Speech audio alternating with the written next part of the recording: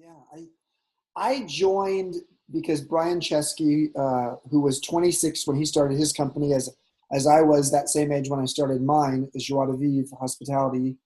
Um, I joined partly because he said he wanted to democratize hospitality and he wanted my help. I was going to head global hospitality and strategy, and I was going to be his mentor.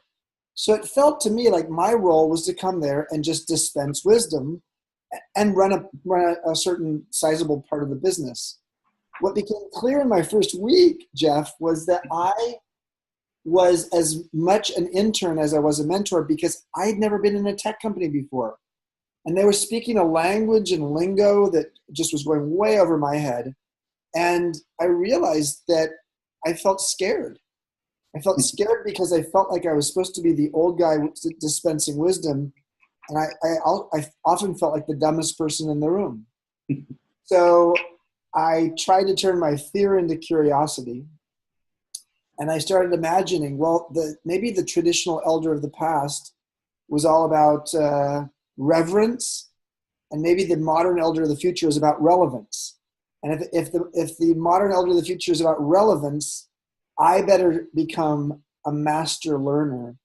And so my first couple lessons in those first few months at Airbnb was that I needed to spend less time focusing on the wisdom I was going to dispense and more focused on time on understanding the business and technology, understanding millennial travel behaviors, since that was our core customer back then. And it really required me to evolve my sense of identity and edit some of my historical knowledge.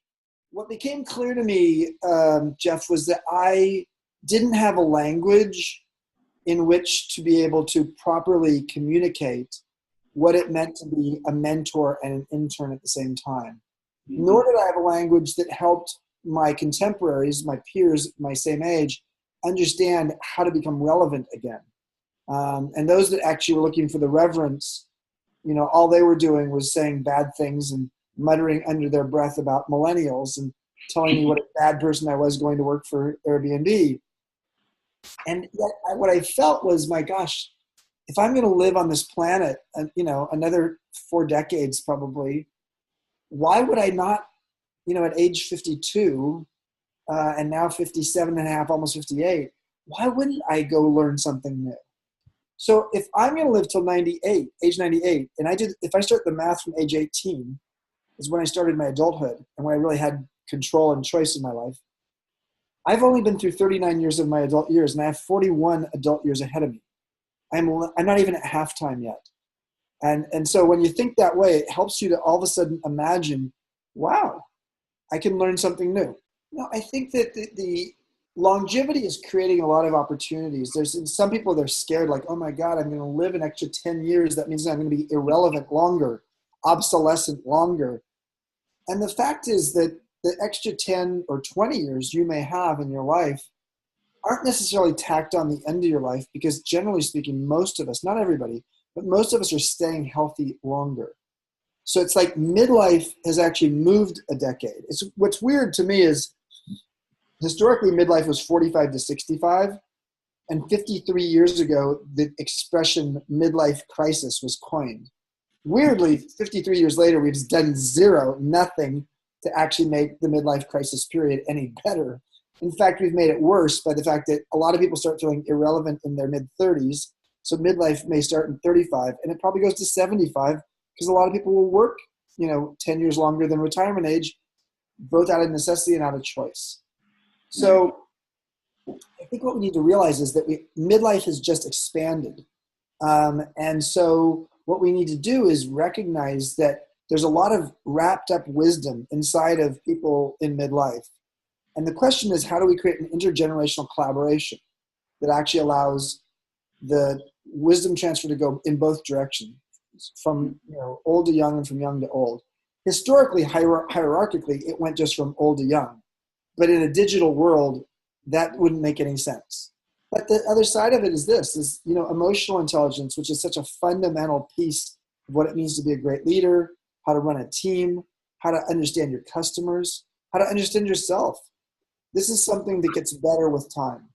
With each passing decade, you have more pattern recognition, understanding yourself and others. And that means we have, as someone older, we have something to offer our younger folks as well. Same within the sciences. There's actually more and more intergenerational collaboration. So why not in the business world and the organizational world, look at how do you foster mutual mentorship? How do you create the environment where people are able to share almost like a generational potluck, what they know and do best? So there are companies that are doing it. Historically, those companies were usually doing it from top down, and a company like Procter & Gamble has been doing this for years with a mastery program. People who've been there for decades have institutionalized wisdom, and they pass it on to new people. Great. Well, Procter & Gamble has now also gotten the mutual mentorship piece of it, such that these young new people are coming in and teaching the older people who've been there a long time some things as well. But it's also companies like Atlassian. There's a software company called Atlassian, and they actually report out in a public way what percentage of their teams are of diverse groups of people. Now, historically, if any company did that, it was based upon gender and race. But they've actually included age. And there's a lot of evidence that shows that age-diverse teams are much more effective for a variety of reasons. Everything from the fact that your customers are often diverse in age, but also because of the fact that, frankly, when you get people who think differently, young people are so much faster at their thinking, but older people like ourselves have just thinking, holistic thinking. We have that left brain, right brain tango that allows us to actually move from the left to the right brain faster and actually get a systemic kind of thinking around something. So I started to ask myself is, it's interesting. We have rites of passage for people in transition, whether it's puberty or going from adolescent to adulthood, or pairing up and getting married and having a wedding and having a baby shower. If you're having a baby and you die, you have a funeral. But we have no rituals or rites of passage or celebrations in midlife. And yet midlife is full of transitions.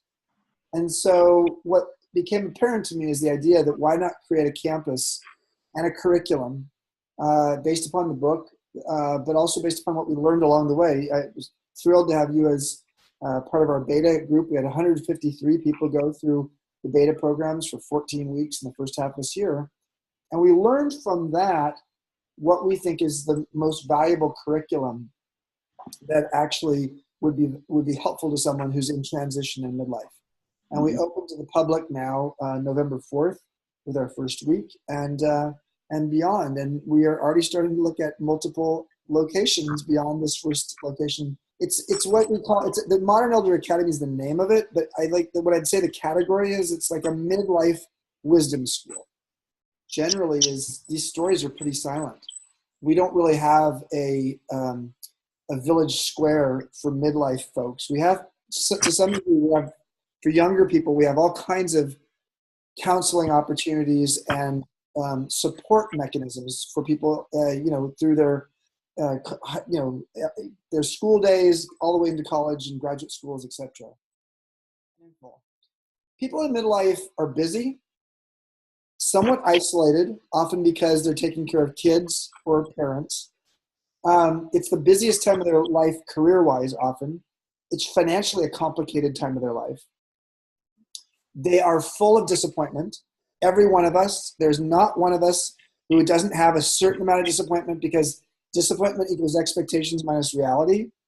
And there is some part of your life, unless you're that enlightened being who has no expectations in life, there's some part of your life that you had an expectation, maybe from age 12 or age 20, or maybe age 35, you had an expectation of what 50 was going to be like.